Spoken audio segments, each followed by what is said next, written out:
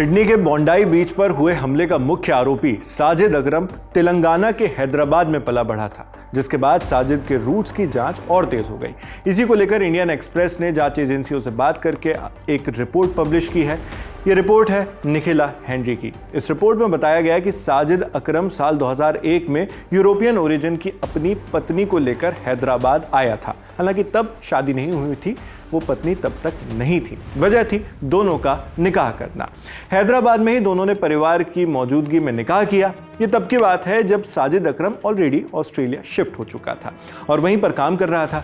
साजिद के परिवार के मुताबिक ये एक फैमिली मीट थी। किसी को अंदाजा नहीं था कि सालों बाद यही नाम एक अंतरराष्ट्रीय जांच का मुद्दा बन जाएगा। जांच एजेंसियों का कहना है कि बोंडाई बीच हमले के बाद साजिद के करीबी रिश्तेदारों से पूछताछ जरूरी थी, ये जानने के लिए कि क्या परिवार को किसी तरह की जानकारी थी या कोई संकेत मिले थे। तेलंगाना इंटेलिजेंस के एक अधिकारी ने इंडियन एक्सप्रेस को बताया कि परिवार ने पूरी तरह इस जांच में सहयोग किया।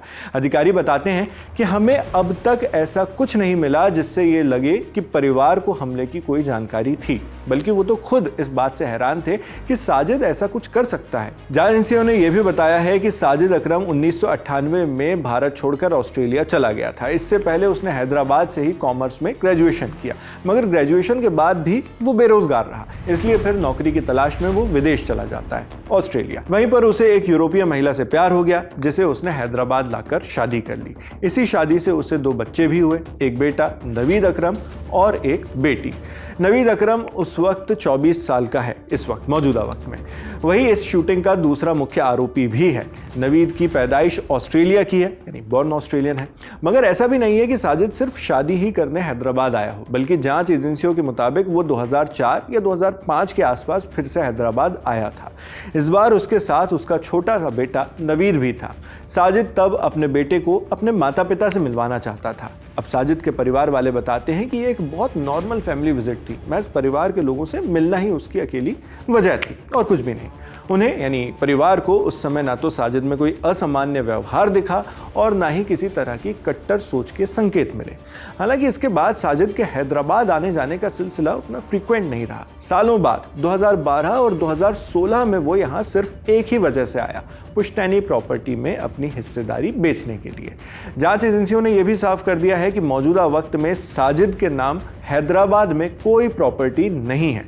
तब जब वो आया था और अपने भाई के पास रुका करता था, तो वो वहाँ पर टोली चौकी इलाके में ही ठहरता था, जहाँ उसके भाई का घर है, जब वो प्रॉपर्टी को लेकर यहाँ पर कामकाज अपने निपटाने के लिए आता था। तेलंगाना पुलिस के डीजीपी बी शिवधर रेड्डी ने एक ऑफिशियल स्टेटमेंट में इस बारे में बताया है कि भारत में रहने के दौरान साजिद अकरम के खिलाफ किसी भी तरह का आपराधिक या संदिग्ध रिकॉर्ड नहीं मिलता। पुलिस और इंटेलिजेंस एजेंसियों का आकलन है कि साजिद और उसका बेटा ऑस्ट्रेलिया में रहते हुए ही कट्टरपंथी विचारधारा से प्रभावित हुए। हालांकि ये प्रक्रिया कैसे और किन हालात में हुई, इसकी अभी जांच बाकी है। तो इससे ये तो साफ हो गया है कि भले ही साजिद अकरम हैदराबाद में पला बढ़ा और पढ़ा लिखा हो, मगर उसका नाता इस देश और इस शहर से लगभग खत्म हो चुका था।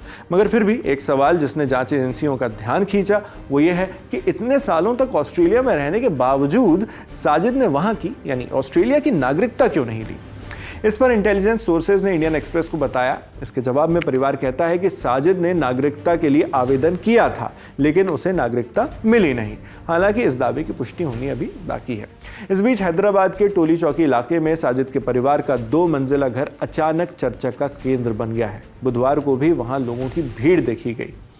घर में साजिद का बड़ा भाई रहता है, जो पेशे से जनरल फिजिशियन है। वो 2002 से इस घर में रह रहे हैं। उनके साथ उनकी माँ, उनकी पत्नी और 2 बच्चे रहते हैं, जो कॉलेज में पढ़ रहे हैं।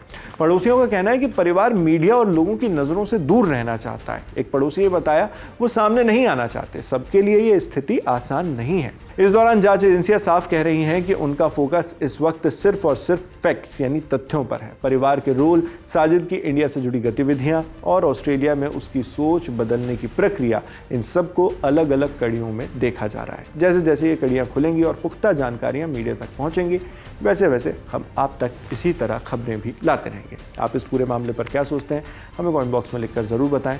मैं हूं शेख नावेद, देखते रहिए दी लंदन टॉप।